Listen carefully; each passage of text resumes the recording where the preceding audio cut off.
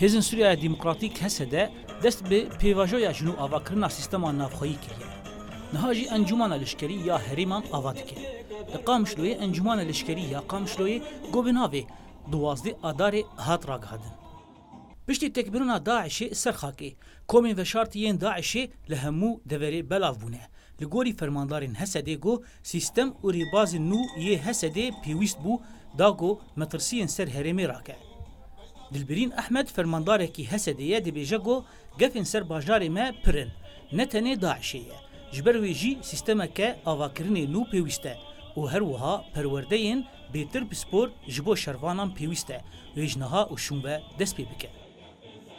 قانونی دولی دجی گرک افتشته بن هم جی خال سروا اساس هم خنوت کن یعنی قوت خنوت کن هم پروردار در باز کن هم قوت جنوب را بر چوار در باز کن هم کی ماسیه گو مرا هاتنی جیان کرند و شورشی دد وی شریدا هم جار دی هم بر چوار در باز کن جو جار کدی هگر هم بری ما شرک در وی داعش دولتن آن تفکر ندی در کدن جو امکار بن زو قضای سر بکن و هم جی جملتی خورد بیجن عائلی خوی شهیدارت بیجن حتی داویه امی وی ولاتی پاریزن حتی داویه امی پیشوپا شهیدی خوبن.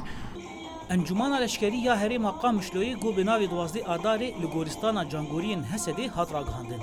Di daxuyaniya ragihandinê de fermandarê encûmenê Piling Qamişlo armancên damezrandina encûmena leşkerî anî ziman. Hemû hêzên leşkerî wewlokarî dibin sîka wê de bibin yek ji bo ku tekoşînekî yekrêj li dijî terolê bidin meşandin. Ya duyemîn tevlîbûna fermandariyên herêmî ji mîkanîzma qerargirtinê hîna xurtir bibe. Ya sêyemîn ji bo ku sazîzbûn pêş bikeve hemû karên leşkerî li ser esasê sazîzbûnê wê hîna xurtir bibe. Meclisa leşkerî de fermandariyên foca û fermandariyên lîwa û eyaletê û giştî berbiryarên mektebên leşkerîn tê avakirin. Meclisa leşkerî cihê girtina bilyarê ye.